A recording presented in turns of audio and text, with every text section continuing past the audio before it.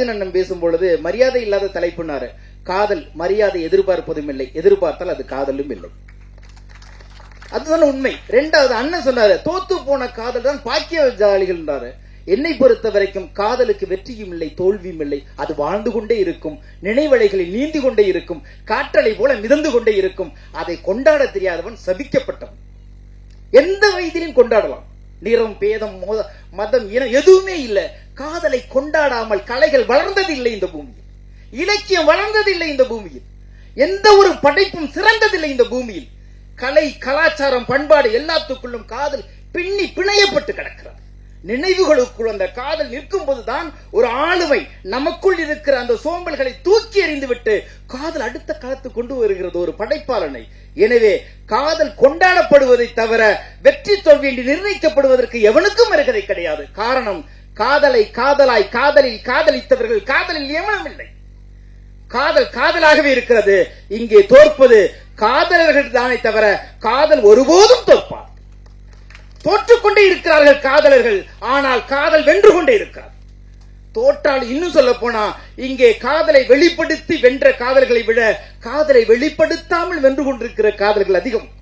எல்லா நட்புக்குள்ளும் காதல் இருக்கிறது.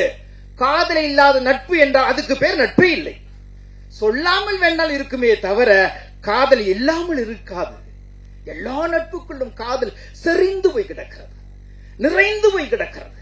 அதை கொண்டாடணும். என்னத்தை இதுல கொண்டாட போற? எல்லாம் மீதமாக போன பிறகும் அந்த நினைவுகள் தான் அழகான நினைவுகள். அவனோ அவளோ அதுவோ எதுவோ எதுவாக இருந்தாலும் ஆண் மேலும் பெண் மேலும் வருவது காதல் அல்ல.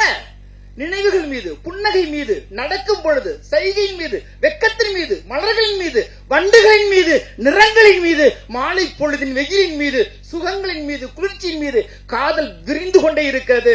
பாவம் மனிதம் காதலை கொண்டாட இருக்கிறது. எனவேதான் இன்றைக்கு இலக்கியங்களில் இருந்து மொழிபெயர்த்து இன்றைக்கு சின்ன சின்ன விஷயங்களை பதிவு செய்வதற்கு திரைத்துறை நமக்கு கிடைத்திருக்கிறது. அப்பேற்பட்ட ஒரு காதலைத்தான் ஆதிராஜன் எடுத்து அழகாக சொல்லியிருக்கிறார் சின்ன வயசுல.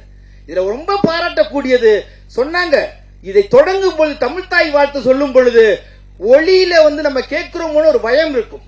ஏறத்தாழ 7000 மேடைகள் ஏறி இருக்கிறேன். அதுல 3000 மேடைகள் பள்ளி மேடைகள்.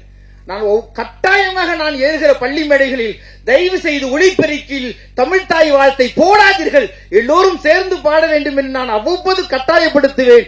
அது இன்றைக்கு கட்டாயப்படுத்தாமல் நிறைவேறி இருக்கிறது. அதற்கு அண்ணன் உதயகுமார் அவர்களுக்கு நன்றி சொல்ல கடமைப்பட்டிருக்கிறேன்.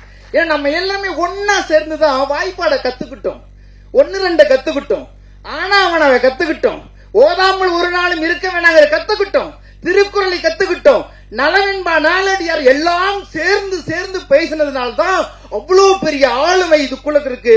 எனவே தமிழ்தாய் இந்த மேடையில் எல்லோரும் வாய்விட்டு பாடியதற்காக வாழ்த்து சொல்வதோடு ஒரு அழகான காதலை நினைவெல்லாம் நீயடா படம் பதிவு செய்திருக்கிறது. காதலை கொண்டாடுபவர்கள் இந்த காதலை கொண்டாடுகிற தலைமுறைகளுக்கு எடுத்துச் செல்லுங்கள். நன்றி, வணக்கம்.